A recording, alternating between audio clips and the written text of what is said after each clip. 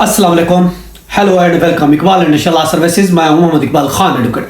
आज का जो हमारा लीगल लेक्चर है वो है reasons of the dismissal of the family suit. Family suit किन हालात में डिसमिस हो जाता है।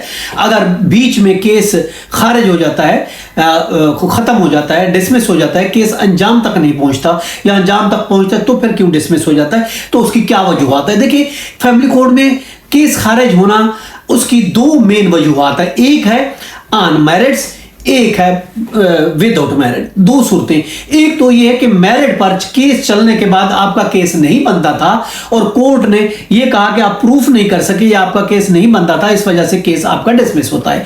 एक तो सूरत ये हो गई। दूसरी सूरत है कि मैरिड पर केस चला ही नहीं है, 2, 4, 6 डेटें हुई हैं, बाद में पता चला हमारा केस डिसमिस हो गया, कोर्ट ने डिसमिस कर दिया। अब वो क्यों डिसमिस किया, मेरे पर नहीं चला फिर डिसमिस हुआ, वो वजह हो सकता है ऑन दी नॉन प्रोसिक्यूशन। अगर नॉन प्रोसिक्यूशन की वजह से डिसमिस हो गया या फिर non payment of the cost. इसमें मेन दो सूरतें हो सकती हैं।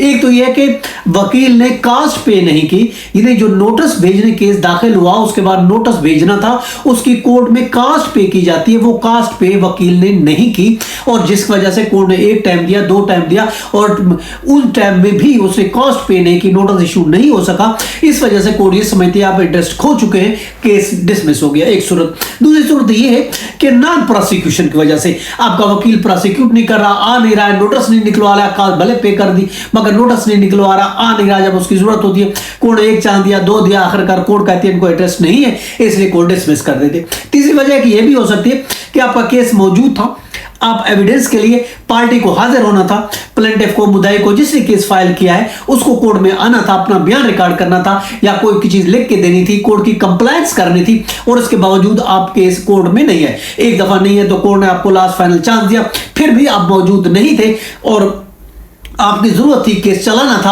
आप एविडेंस नहीं दे सके, चुनांकि नॉन प्रोसिक्यूशन वजह से कि आपका इंटरेस्ट नहीं है कि आप कोर्ट में नहीं आ पाए, आप एविडेंस देने में नाकाम हो गए, तो इस वजह से भी कोर्ट आपका केस डिसमिस कर देती है। अगर इस सूरत में आपका बगैर केस चलाए डिसमिस हो जाता है तो आप इसको रिस्टोर करा सकते हैं। रिस्टोर के लिए 30 दिन का आपके पास टाइम होता है। आप एप्लीकेशन लगाएं, जो वजूहत है आपके नहीं आ सके या आपका वकील नहीं आ सका, साथ एफिडेविट लगाए, रिस्टोरेशन की एप्लीकेशन लगाए, चाहे सिविल केस है या फैमिली केस है तो ऑर्डर 9 रूल 9 की एप्लीकेशन लगाए, civil otherwise simple application, restore की एप्लीकेशन लगाए तो कोर्ट जो है देखेगी अगर आपका वैलिड रीजन जो है जेन्युइन है तो कोर्ट आपका केस दोबारा से रिस्टोर कर देगी, जहां पे खत्म हुआ था वहां से चलना दोबारा स्टार्ट हो जाएगा। लेकिन अगर आपका केस अनमैरिड डिसमिस हुआ है, यानी चलने के बाद, एविडेंस होने के बाद डिसमिस हुआ है कि आप प्रूफ नहीं कर सके, तो उस सूरत में आपके पास ये ऑप्शन होगा कि विद इन 30 डेज उस केस के ऑर्डर और जजमेंट डिग्री लेकर आप अगली कोर्ट में फाइल कर सकते हैं अपील।